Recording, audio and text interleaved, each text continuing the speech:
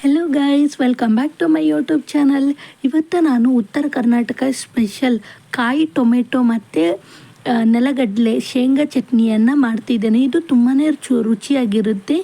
ವಿಡಿಯೋನ ಸ್ಕಿಪ್ ಮಾಡದೆ ಕೊನೆ ತನಕ ನೋಡಿ. ಬನ್ನಿ ಹೇಗೆ ಮಾಡೋದಂತ ನೋಡೋಣ. ನಾನಿಲ್ಲಿ ಒಂದು ಅರ್ಧ ಕಪ್ಪಷ್ಟು ಶೇಂಗಾ ಬೀಜನ ಚೆನ್ನಾಗಿ ಹುರಿದ್ಬಿಟ್ಟು ತಗೊಂಡಿದ್ದೇನೆ. ಇವಾಗ ಇಲ್ಲಿ 2 ಕಾಯಿ ಟೊಮೆಟೊವನ್ನು ಕೂಡ ನಾನಿಲ್ಲಿ ಕೆಂಡದಲ್ಲಿ ಸುಟ್ಟು ಬಿಟ್ಟು ತಗೊಂಡಿದ್ದೇನೆ. ನಾನು ಇದನ್ನು ವಿಡಿಯೋನ ರೆಕಾರ್ಡ್ ಮಾಡಿದ್ದೆ, ಬಟ್ ವಿಡಿಯೋ ಅದು ಶೂಟೇ ಆಗಿಲ್ಲ, ಸಾರಿ. ಇದು ಚೆನ್ನಾಗಿ ಸುಟ್ಬಿಟ್ಟು ತಗೊಳ್ಬೇಕು.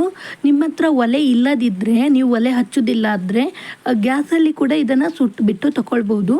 ಬಟ್ ಚೆನ್ನಾಗಿ ಸುಡಬೇಕು. ಇದು ಒಂದು 5-6 ನಿಮಿಷಗಳ ಕಾಲ ಚೆನ್ನಾಗಿ ಸುಡಬೇಕು. ಇದು ಮೀಡಿಯಮ್ ಫ್ಲೇಮಲ್ಲಿ ಇಟ್ಕೊಬಿಟ್ಟು ನೀವು ಗ್ಯಾಸ್ ಮೇಲೆ ಇಟ್ಟು ಇದನ್ನು ಚೆನ್ನಾಗಿ ತಿರುಗಿಸಿ ಸುಡಬೇಕು. ಆವಾಗ ಮಾತ್ರ ಈ ರೀತಿ ಚೆನ್ನಾಗಿ ಸುಟ್ಟರೆ ಮಾತ್ರ ಈ ರೀತಿ ಮೇಲ್ಗಡೆದು ಸಿಪ್ಪೆ ತೆಗಿಲಿಕ್ಕೆ ಸಾಧ್ಯ. ಇಲ್ಲದಿದ್ದರೆ ಅದು ಅಷ್ಟು ಈಸಿಯಾಗಿ ಸಿಪ್ಪೆ ಬರೋದಿಲ್ಲ. ನೋಡಿ, ಇವಾಗ ನಾನು ಇದನ್ನು ಚೆನ್ನಾಗಿ ಸುಟ್ಟು ತಗೊಂಡಿದ್ದೇನೆ.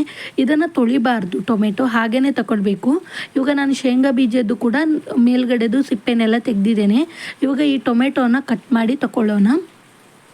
ನಾವು ಇದನ್ನು ತೊಳೆದ್ರೆ ಅದರ ಟೇಸ್ಟ್ ಎಲ್ಲ ಹೋಗುತ್ತೆ. ಸೊ ಮೇಲ್ಗಡೆದು ಸಿಪ್ಪೆ ತೆಗೆದಿರ್ತೇವಲ್ಲ, ಸೊ ಏನು ಕೂಡ ತೊಂದರೆ ಆಗೋದಿಲ್ಲ. ನಾವು ಮೊದಲೇ ಚೆನ್ನಾಗಿ ತೊಳೆದ್ಬಿಟ್ಟು ಕೆಂಡದಲ್ಲಿ ಸುಟ್ಟಿದ್ದೇವೆ ಇದನ್ನು. ನೋಡಿ, ಇವಾಗ ಟೊಮೆಟೊನೆಲ್ಲ ಕಟ್ ಮಾಡಿ ತಗೊಂಡಿದ್ದೇನೆ. ಇದನ್ನು ನೀವು ಕಲ್ಲಲ್ಲಿ ಕೂಡ ರುಬ್ಕೊಳ್ಬೋದು, ಇಲ್ಲದಿದ್ದರೆ ಎಲ್ಲರ ಹತ್ರ ಕೂಡ ಕಲ್ಲು ಇರೋದಿಲ್ಲ ಅಲ್ವಾ. ಸೊ ನಾನು ಮಿಕ್ಸಿ ಜಾರಲ್ಲೇ ನಿಮಗೆ ತೋರಿಸ್ತಿದ್ದೇನೆ.